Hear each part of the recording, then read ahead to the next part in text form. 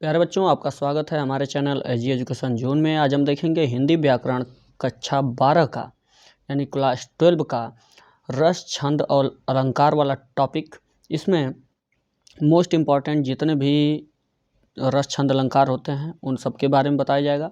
इस वीडियो को देखने के बाद आपका 6 नंबर जो है वो आपका पक्का हो जाएगा। ये एजी एजुकेशन का जो चैनल है, यदि आप इस पर नए हैं तो इसे सब्सक्राइब कीजिएगा और बेल आइकन की घंटी जरूर बजाइएगा, जिससे आने वाली कोई भी नोटिफिकेशन आपको मिले। यदि वीडियो आपको अच्छा लगे तो इसे लाइक कीजिएगा और एक प्यारा सा कमेंट बॉक्स में ज़रूर छोड़ दीजिएगा, जिससे कि हमारा उत्साहवर्धन हो सके। हमें ये समझ में आए कि ये जो देखने वाले दर्शक बच्चे हैं वो उन्हें ये कैसा लग रहा है, उनकी भावनाएं क्या हैं आगे। और हमारी भावनाएं तो आप समझ रहे हैं कि हम आपको बेहतर से बेहतर देते जा रहे हैं और देने का प्रयास भी कर रहे हैं, जिससे कि आपका एग्ज़ाम अच्छे तरीके से चला जाए, ताकि आपको ये ना हो कि हमने इस पे जो किया वो सब अधूरा अधूरा किया, जो पढ़ा वो सब गलत पढ़ा। तो इस तरीके से हम बेहतर ही बेहतर करेंगे, आगे भी बेहतर करेंगे। तो यदि ये वीडियो आपको अच्छा लगे तो इसे लाइक कीजिएगा, चैनल को सब्सक्राइब कीजिएगा और अपने दोस्तों से शेयर करना मत भूलिएगा। आइए देखते हैं सबसे पहला टॉपिक रस। तो रस देखिए, जितने भी रस हम बताएंगे, सबसे पहला रस उसमें क्या है कि श्रृंगार रस। इसमें श्रृंगार रस में क्या होता है, देखिए किसी भी रस की आप परिभाषा देंगे तो परिभाषा इसी प्रकार की रहेगी। जैसे श्रृंगार रस की परिभाषा क्या होगी कि जब विभाव, अनुभाव एवं संचारी भाव का संयोग होता है तो रति नामक अस्थाई भाव से श्रृंगार रस की उत्पत्ति होती है। आप जानते हैं कि श्रृंगार रस का अस्थाई भाव रति होता है, तो रति नामक अस्थाई भाव से किसकी उत्पत्ति होती है? श्रृंगार रस की उत्पत्ति होती है। अब ये श्रृंगार रस जो है, जैसे वो उदाहरण भी आपको कहेगा कि इसको उदाहरण दीजिए, तो एक उदाहरण दे दीजिएगा कि बतरस लालच लाल की मुरली धरी लुकाए, सौह करे भवहनु हसे देन कहे नटी जाए। तो सबसे पहला काम कि ये एग्जाम्पल इसका हो गया। इसमें आप देख रहे हैं कि इसमें श्रृंगार रस की बात है, क्योंकि मुरलीधर लुका यानी लाल की, बतरस लालच लाल की। तो ऐसे इसमें जो भौहनु हंसे, मतलब इसमें उनकी श्रृंगार के बारे में वर्णन किया जा रहा है, उनकी भौहों के बारे में, ठीक ना। तो इस तरीके का वर्णन उनका यानी कि कृष्ण भगवान का किया जा रहा है। तो इसमें ये कौन सा रस हुआ? ये श्रृंगार रस हुआ। आगे अगला जो है वह करुण रस। तो इसमें भी आप परिभाषा ऐसे ही बोलेंगे, जब विभाव, अनुभाव तथा संचारी भाव का संयोग होता है तो यहाँ तक तो सब में बोलना है, शोक नामक अस्थाई भाव से करुण रस की उत्पत्ति होती है। क्योंकि करुण रस का अस्थाई भाव क्या होता है? शोक होता है। अब इसमें उदाहरण जो है आपका ये रहेगा कि इस करुणा कलिल हृदय में अब बीकल रागिनी बजती, क्यों हाहाकार स्वरों में वेदना असीम गुजरती। तो इस तरीके की बात इसमें आप देख रहे हैं कि इसमें करुणा है, तो ये करुण रस आपका है, यानी इससे दुख व्यक्त हो रहा है, शोक व्यक्त हो रहा है, हाहाकार मच गया है दुख का। तो इस तरीके से यह इसमें करुण रस का शोक वाला भाव निकल रहा है, तो अस्थाई भाव इसका निकल रहा है शोक का यानी दुख का, इसलिए यह करुण रस का उदाहरण है, इसे याद कर लीजिएगा। आगे जो अगला है हास्य रस। हास्य रस में आपको लिखना रहे तो सेम वैसे ही लिखिए, जब विभाव, अनुभाव तथा संचारी भाव का संयोग होता है तो हास नामक अस्थाई भाव से हास्य रस की उत्पत्ति होती है। क्योंकि हास्य रस का अस्थाई भाव जो होता है हास होता है, तो हास का मतलब हंसी। तो अब देखिए ये इसका एक उदाहरण होगा, सिर पर गंगा हंसै, भुजनी में भुजंग हंसै, हास ही को दंगा भयो नंगा के विवाह में। अब इसमें ये जो है आपका, इसमें आप क्या कर रहे हैं कि इसमें देख रहे हैं कि ये जो अस्थाई भाव इसका आपका दिखाई दे रहा है कि ये हंसने का भाव यानी हास्य का भाव दिखाई दे रहा है। तो ये किसका वर्णन है? शंकर जी का। जब उनका विवाह हो रहा था तो उस समय का यह वर्णन है। तो क्योंकि दंगा भयो नंगा के विवाह में तो धड़ंग कौन रहते हैं? शंकर जी। तो शंकर जी के विवाह में ये दिखाया जा रहा है कि इतनी हंसी हुई, इतनी लोग देख के हंसे कि क्योंकि गंगा जी सिर पे विराजमान थी और जो उनके गले में सांप था भुजंग, तो वो जो था, तो इस तरीके से ये हास्य नामक अस्थाई भाव है। तो इसमें आप देख रहे हैं कि इसमें कौन सा भाव, ये हंसने का आप देख रहे हैं, तो हास्य रस ये आपका है और ये उसका उदाहरण है, एग्जाम में लिख लीजिएगा। अगला जो बात है वह वीर रस की है। वीर रस का भी ऐसा ही आप कर सकते हैं, चाहे इसको घुमा के ऐसे भी कर सकते हैं कि उत्साह नामक अस्थाई भाव, विभाव, अनुभाव तथा संचारी भाव के संयोग से वीर रस की उत्पत्ति होती है। या वैसे ही कहिए जैसे जब विभाव, अनुभाव एवं संचारी भाव का संयोग होता है तो उत्साह नामक अस्थाई भाव से वीर रस की उत्पत्ति होती है, क्योंकि वीर रस का अस्थाई भाव क्या होता है? उत्साह, ठीक ना। तो इस तरीके से आप इसका जो है परिभाषा लिख सकते हैं। अब इसमें आप देख रहे हैं कि उदाहरण क्या लिखेंगे? बुंदेले हर बोलों के मुँह हमने सुनी कहानी थी, खूब लड़ी मर्दानी वह तो झांसी वाली रानी थी। अब इसमें जो है विभाव, अनुभाव एवं संचारी भाव के संयोग से किसकी उत्पत्ति हुई है? उत्साह, यानी एक उत्साह है, यानी एक वीरता की भावना है, वीरता की भावना है, उत्साह की भावना है। तो यह भावना इसमें झलक रही है। तो यह किसका एग्जाम्पल हुआ? वीर रस का। तो वो रहा बच्चों आपका रस, महत्वपूर्ण जितने रस हैं। और ये छंद का रहेगा। इसमें छंद में दोहा जो है वो दोहा छंद जो होता है, इसमें आप क्या करेंगे कि इसकी परिभाषा होती है कि यह एक अर्ध सममात्रिक छंद है। दोहा कैसा छंद होता है? एक अर्ध सममात्रिक छंद होता है। केवल दोहा ही नहीं, जो सोरठा होता है यह भी आपका अर्ध सममात्रिक छंद कहा जाता है। इसकी ये पहली बात हो गई। इसमें इसकी मेन परिभाषा क्या है कि इसमें 4 चरण होते हैं। पहले और तीसरे चरण में 13 मात्राएं होती हैं। पहला तीसरा का मतलब ये पहला, ये दूसरा, ये तीसरा और ये चौथा, 4 चरण में ये आपका दोहा लिखा गया है, यानी ये आपका श्लोक लिखा गया है। पहला ये है और तीसरा कौन कहा जाएगा? ये कहा जाएगा। तो ये दोनों पहले और तीसरे चरण में कितनी कितनी मात्राएं होती हैं? दोहा छंद में 13 मात्राएं होती हैं। और दूसरे और चौथे चरण में 11 मात्राएं होती हैं। यानी दूसरे और चौथे चरण में कितनी कितनी मात्राएं होती हैं? 11 मात्राएं होती हैं। तो इस तरीके की बात आप इसमें लिखेंगे। उदाहरण पूछेगा तो ये इसकी परिभाषा हो गई कि यह एक अर्धमात्रिक छंद है। इसमें 4 चरण होते हैं दोहा में। पहले और तीसरे चरण में 13 मात्राएं और दूसरे और चौथे चरण में 11 मात्राएं होती हैं। उदाहरण लिखिएगा।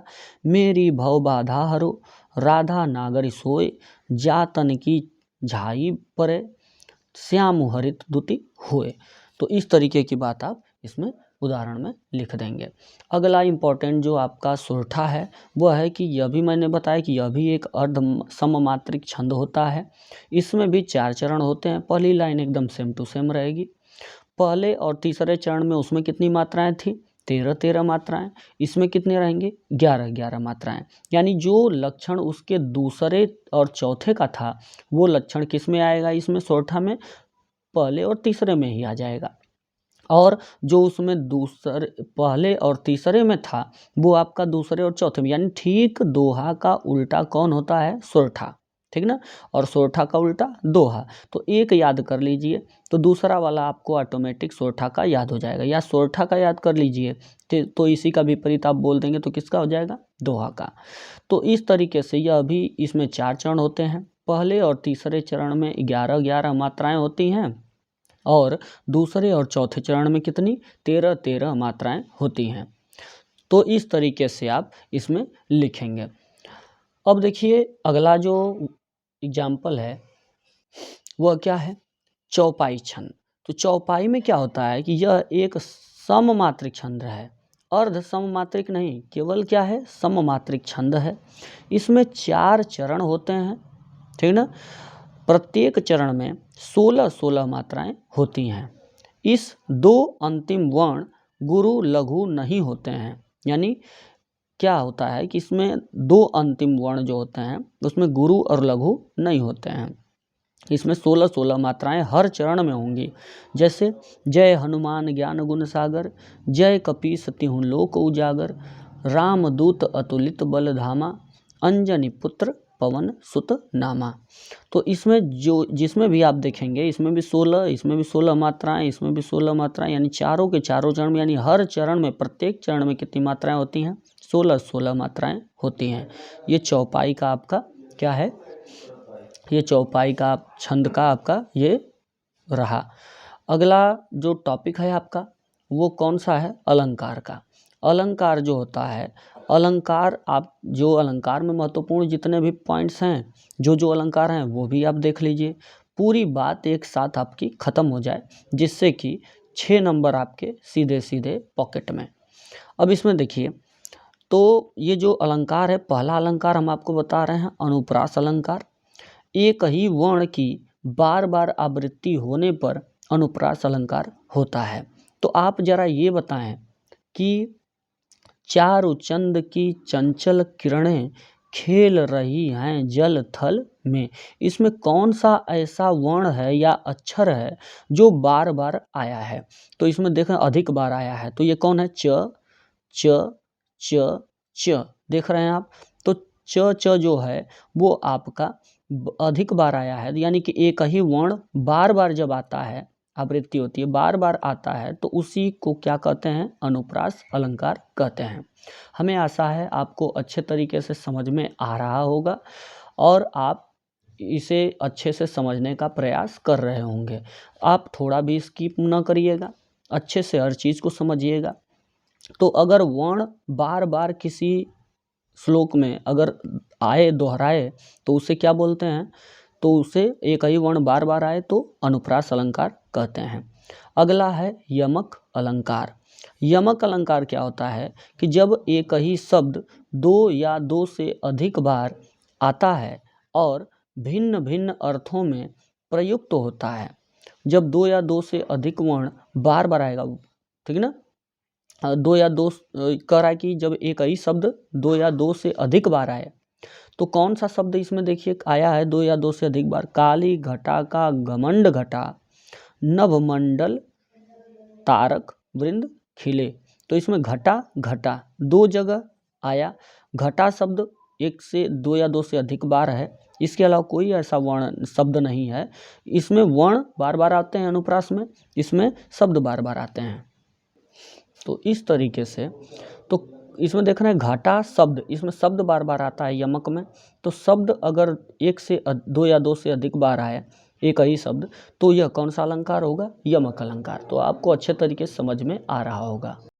अगला आपका है श्लेष अलंकार। क्या होता है श्लेष अलंकार की परिभाषा? जहाँ पर कोई शब्द एक ही बार आए लेकिन उनके अर्थ अलग अलग हों, वहाँ पर श्लेष अलंकार कहा जाता है। यानी यहाँ पे एक ही बार आएगा लेकिन उसका अर्थ अलग अलग होगा। तो इस तरीके से ये क्या कहा जाएगा इसका? यानी यह कौन सा अलंकार होगा? श्लेष अलंकार। एक ही वर्ण या अक्षर बार बार आए, अनुप्रास अलंकार। एक शब्द अधिक बार आए तो यमक अलंकार।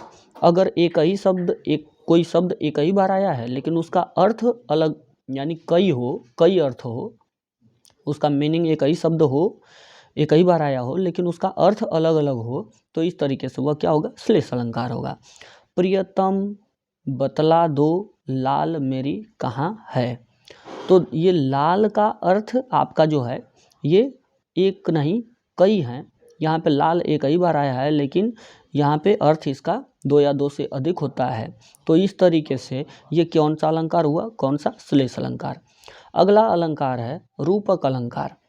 जहाँ उपमेय में उपमान का भेद रहित आरोप हो, वहाँ रूपक अलंकार होता है।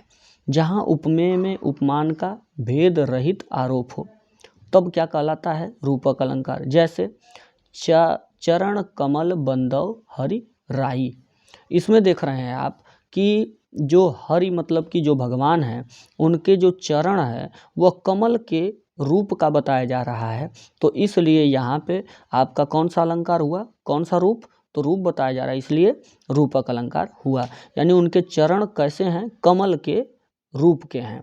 तो इस तरीके से यहाँ आपका क्या हो गया, रूपक अलंकार हो गया। अगला देख रहे हैं आप कि उपमा अलंकार। इसमें क्या होता है कि इसकी परिभाषा क्या लिखेंगे कि जब किन्हीं दो वस्तुओं की गुण, आकृति, स्वभाव आदि में समानता दिखाया जाए या दो भिन्न वस्तुओं की तुलना की जाए तो इसे क्या कहते हैं, उपमा अलंकार। अब बात को समझिए कि यहाँ पे कौन सी ऐसी दो वस्तुएं हैं जिनकी गुण, आकृति, स्वभाव और इत्यादि में समानता दिखाई जा रही है या दो भिन्न वस्तुओं की तुलना की जा रही है। फूलों सा चेहरा तेरा, कलियों सा मुस्कान। तो यहाँ पे चेहरा जो है आपका, वो चेहरे का भाव भंगिमा देखकर, यानी इसका गुण, आकृति, स्वभाव देखकर यह बताया जा रहा है कि जो चेहरा है वही मुस्करा रहा है। और यहाँ पे फूलों सा, यानी सा जब शब्द आता है, ठीक ना, सा शब्द आ जाए और सरिस शब्द आ जाए तो आप ये समझ लीजिए कि वो आपका क्या होगा, उपमा अलंकार होगा। क्योंकि इसमें क्या किया जा रहा है, उपमा दिया जा रहा है। चेहरे की जो चेहरा कैसा है, फूलों सा, और मुस्कान कैसी है, कली के जैसी। तो इसमें उसकी उपमा दी जा रही है, यानी उसका रूप बताया जा, यानी उसी के जैसा बताया जा रहा है, उसी के साथ समानता दिखाई जा रही है। इसलिए मुस्कान की समानता किससे, कली से, और चेहरे की समानता फूल से। तो इस तरीके से यह कौन सा अलंकार हो गया, उपमा अलंकार। लेकिन अगर सीधा सीधा उसी का रूप कह दे कि नहीं ये चेहरा एकदम फूल ही है और मुस्कान एकदम कली ही है, तो वह रूपक अलंकार हो जाता है। जैसे चरण को क्या कह दिया, यानी कि कमल के जैसा, यानी सीधे सीधे बोल दिया कि चरण क्या है, कमल के रूप का है, तो यहाँ पे रूपक अलंकार हुआ। आगे अब बात समझिए कि उत्प्रेक्षा अलंकार किसे कहते हैं, इसकी परिभाषा देख लीजिए। जहाँ उपमेय में उपमान की संभावना व्यक्त की जाए वह उत्प्रेक्षा अलंकार होता है। अब उपमेय में उपमान की संभावना तो व्यक्त की जा रही है, इसमें देखिए उदाहरण से आप समझिए। सोहत ओढ़े पीतुपट श्याम सलोने गात, मानो नील मणि शैल पर आतप परियो प्रभात। इसमें देखिए ये मानो शब्द आया है, ये जो मनो शब्द होता है और मानो शब्द होता है और मनु शब्द होता है, ये मानो मनु ये जो शब्द होते हैं, ये जब भी आपको किसी दोहे में मिले तो वह आपका कौन सा अलंकार होगा, उत्प्रेक्षा अलंकार। इसमें मैंने क्या बताया, सा शब्द अगर दिखाई दे, सरिस शब्द दिखाई दे, तो ये आपका कौन सा अलंकार होगा, उपमा अलंकार। बाकी अलंकार आप सीधे सीधे समझ जाएंगे कि ये कौन सा अलंकार है। मुझे आशा है ये वीडियो आपको बहुत पसंद आया होगा। जो भी पॉइंट्स है आप कहीं स्किप करके न देखिएगा, एकदम सीधे तरीके से समझते जाइएगा, थोड़ा भी स्किप न करिएगा। और ये वीडियो अगर आपको अच्छा लगा हो तो इसे लाइक कीजिएगा, चैनल को सब्सक्राइब कीजिएगा यदि आप नए हैं तो, और वीडियो को ज़रूर शेयर कीजिएगा।